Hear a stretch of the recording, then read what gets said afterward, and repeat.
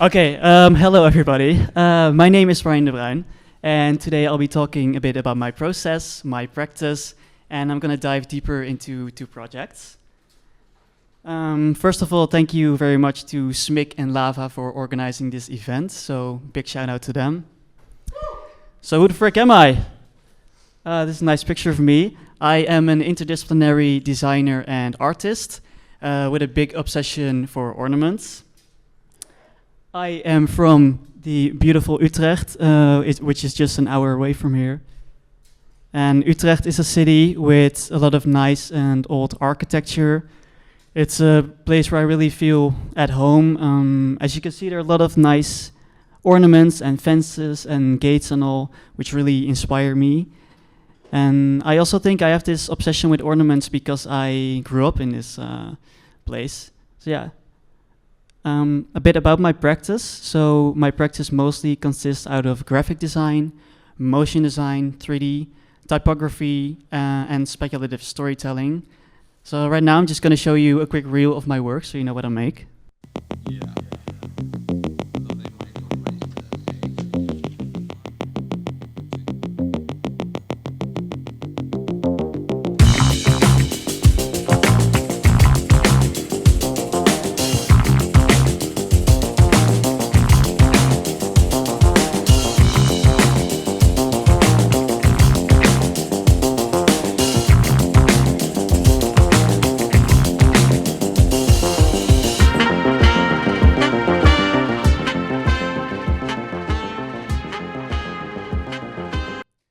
So about my education, I studied at the Grafisch Lyceum in Utrecht for 4 years. I did graphic design there. And later on, I studied graphic design at the Willem de Koning Academy, from which I recently graduated with a bachelor and honors degree. I think this picture really summarizes what my art school experience has been like. So I know it needs some elaboration. As you can see, we are all holding a publication. And this publication was referred to as the Cyborg publication. It was a catalog containing all of the works from the practice of everybody in my class. I made this together with my friends. And this publication, as you can see, it has black paper, white Riso ink, and metallic foil, and an NFC chip on the cover that you could scan to go to the online archive as well. So to celebrate for the final exposition, we, of course, had to go as cyborgs ourselves, which was also fun. We had an NFC chip on our head, as you can see, that people could scan to go to the website. All of this was super sober, of course, don't get me wrong. And then we also have this beautiful picture right here. This was at the Visual Culture Honors Minor.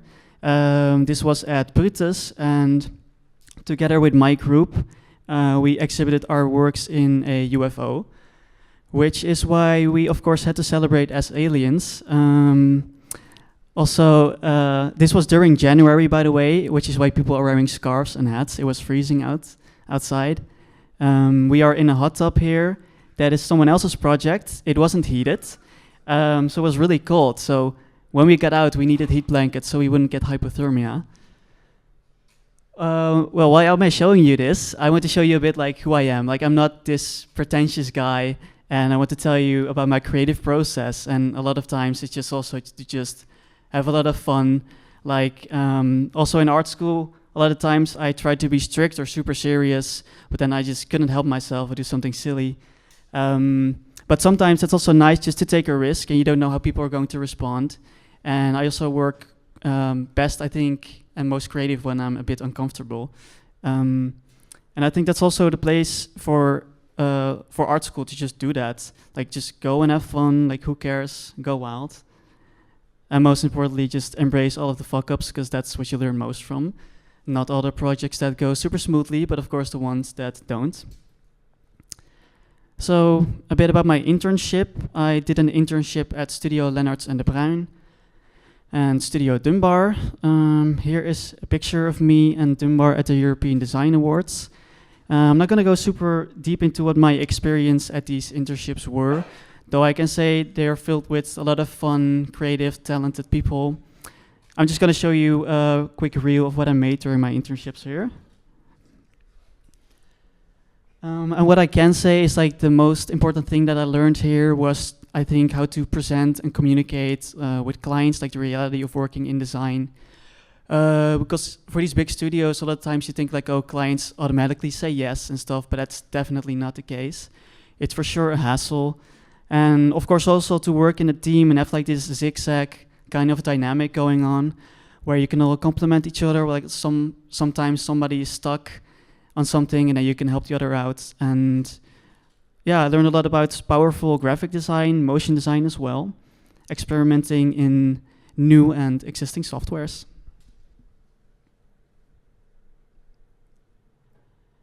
So now I'm going to be talking about the identity of Max Jacobs. Max Jacobs is a visual artist who mostly creates 3D printed sculptures and digital art, all in the theme of religion, the occult, feminism. So I'm just going to show you a quick video of some highlights of the identity that I created for him.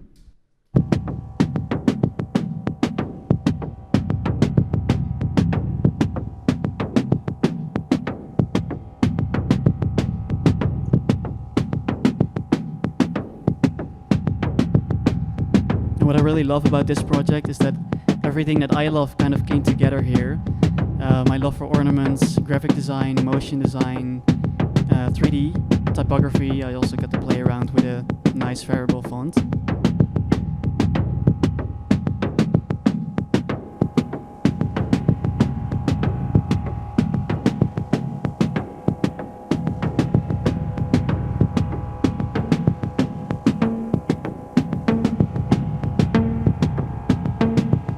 I also think is important nowadays, and especially for artists, when you're making identities, is that you design their online presence, because that's what we all have right now, of course. Like, even what is their Instagram going to look like? What is their Instagram story going to look like?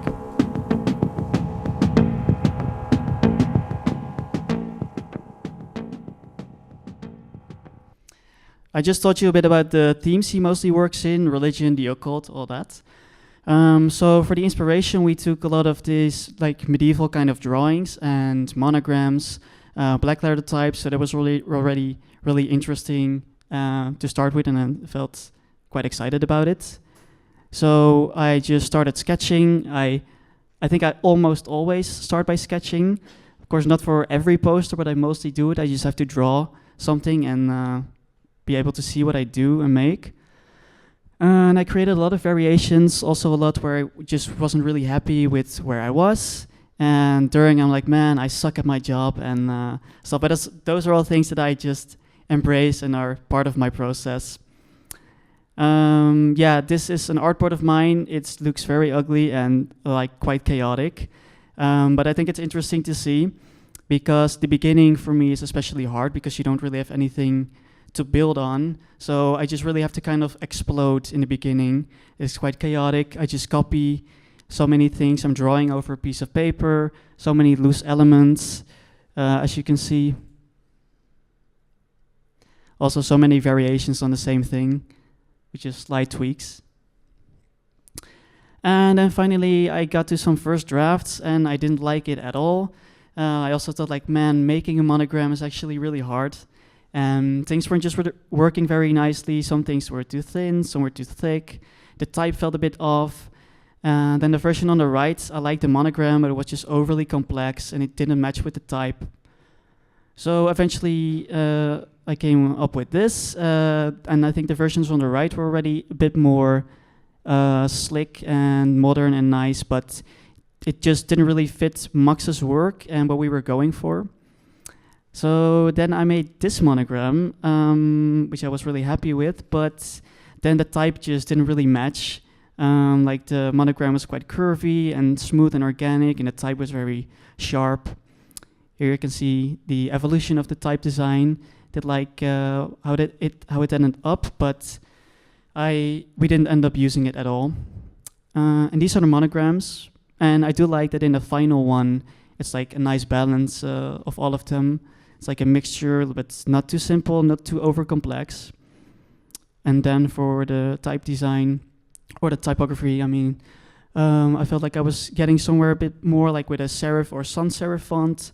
But then I had the versions on the right, was trying out some things, but that was just becoming too traditional.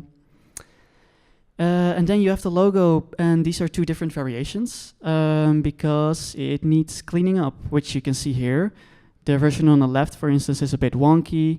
The one on the right is a lot more smooth.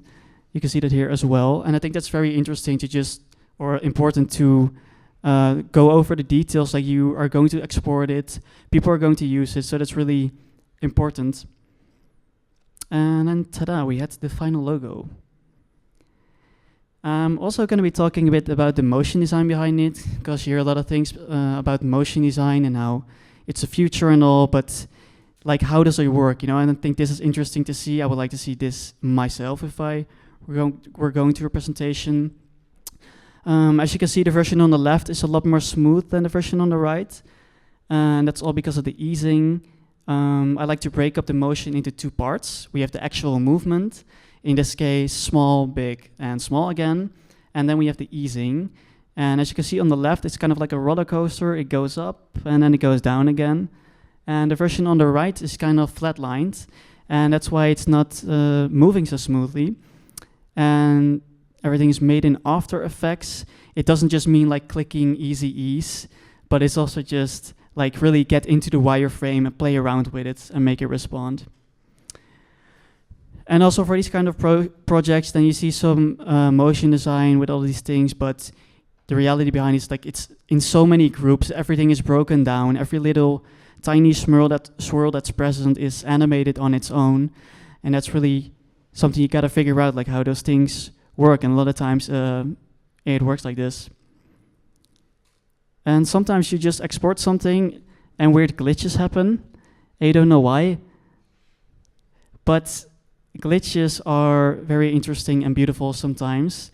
Here I have some Blender glitches, so I always encourage people to just save their glitches, because this is not what was supposed to happen, but I think it's really beautiful.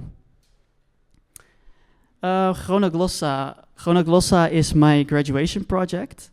It is an ornamental visual language system. I created this project as a critique on society's relentless pace. Everything nowadays is speeding up a lot. We don't really take time for things anymore. And I struggle with that myself a lot. So I wanted to create a project that would really force the viewer to engage with it and take time to even slow down in order to even understand what the project is about. It consists out of a 3D printed sculpture of 170 centimeters high, which you can see here. And this sculpture is basically a sentence in my language. This is what the entire project looks like. So we have the 3D printed sculpture, and we have infographic panels with which explain the language. I don't know if anyone has seen Arrival here, but it is one of my favorite movies. In the movie, aliens come to Earth to try to communicate with us. And they communicate with us using this inky, swirly kind of language. And I thought that was super interesting.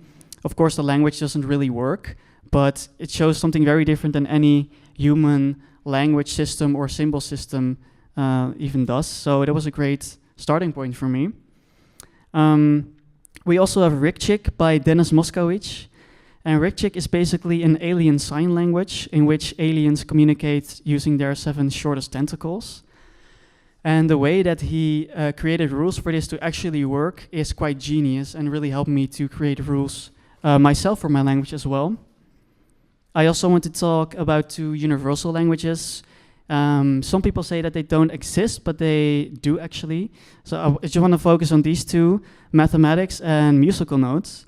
It doesn't matter where you are from, a plus is a plus and a half note is a half note.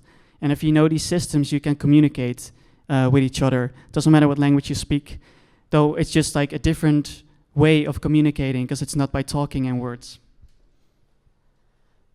I did a lot of research on the origin of language and the alphabet itself. I want to talk about the origin of the alphabet, which comes from Aleph and Bet. It comes from Egyptian Semitics and Proto-Semitic Hebrew, and the word Aleph actually meant ox, and it's also the A. And as you can see, it also looks like an ox here, and our A is derived from that. It's basically just upside down, and that's the case for every letter that we actually have.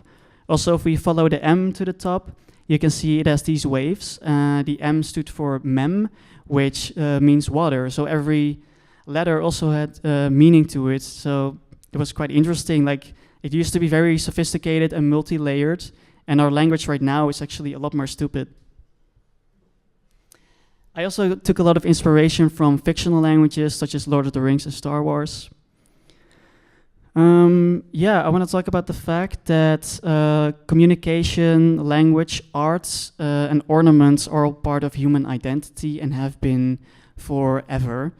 They're always present. They're even present in nature, of course, ornaments, if we zoom in to fractals. But I think it's really interesting that every age kind of has their different communication system, their different arts, and also their different ornaments. And I also want to talk about my minor project, which is the purple thing over there. It is a future rune I created, and it's 3D printed. And it looks very futuristic because of the shiny material. And because of that, I knew I wanted to make something physical, 3D printed, but it also had kind of this feeling and shiny futuristic vibe to it. Here you can see some early ornament and language sketches. Didn't end up using this. And we have these, on the left, these icon systems that I eventually created. Take the middle one, woman, for instance. If you turn that upside down, it would be man. If you combine it, it would be human. Life upside down would be death. I thought it was quite interesting. It was also inspired by Nisabidi, but it wasn't really what I was going for, because I wanted something that looks alien-like, that looks like an art piece itself, that would be ornamental. So I scrapped that idea. In the center, you can see what I did then. I basically took two symbols and joined them together. I glued them together, which was a great starting point for me. Here are some 3D sketches, grid making sketches, 3D printed parts. They're all puzzle pieces because you can't print that large. I'm gonna go over some of the rules of my language, not in too deep, but I'm gonna show you that it actually works, because I think it's interesting. We have the logogram, and the logogram is basically a symbol that has a concept behind it. And the bigger the logogram in the sentence, the higher its importance, basically. All logograms fit this grid. And on the right, you can see 12. I used these 12 in my sentence, though I eventually made hundreds of them. And we also have punctuation, because I wanted my language to be organic. I didn't want it to just go from right to left or from top to bottom. I wanted it to move organically, which is why I needed an indication what would be the beginning and end of a sentence, or even what a question could be, and that's what this is. We also have time indicators, and time indicators basically just say something about the time of a logogram. At the bottom is the logogram for world, with the past tense time indicator. It basically just says we're talking about the past world, or the current world, or the future world. Then we have the aspect. I think this is the most complex part of my language. There are 7 aspects, and they alter the entire meaning of a logogram. For instance, 1 is for living beings, things that seem to be alive. 1 for objects, for ideas, verbs, actions, names, locations. I'm just going to give you a few examples. On the left, we have the logogram for human being. If we add the chai to that, you can see we're talking about an alive human being. Down underneath, we have water. What's the alive version of water? Could be a river or sea. The mud on the right here is for objects. If we put that on a human being, we are talking about a dead human being, for instance. And the object version of fight could be a weapon. Then we have the Ryan. That's basically for ideas and abstract things. So the idea or the abstract thing about fight could be justice. And on the right, we have the pole, which is for verbs and actions. Let's say we have the logogram for I.